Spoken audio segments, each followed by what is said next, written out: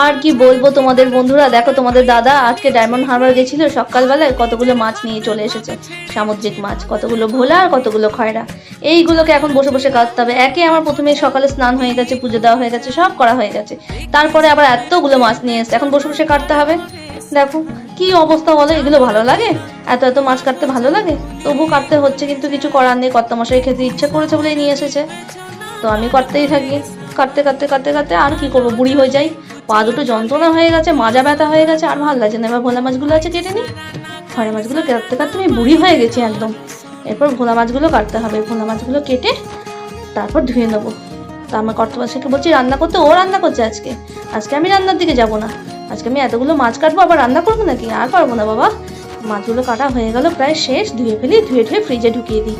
যে কটা রান্না করা রান্না করুক, তারপর ফ্রিজে ঢুকিয়ে দিই, আর আমার কোনো কাজ নেই। টাটা।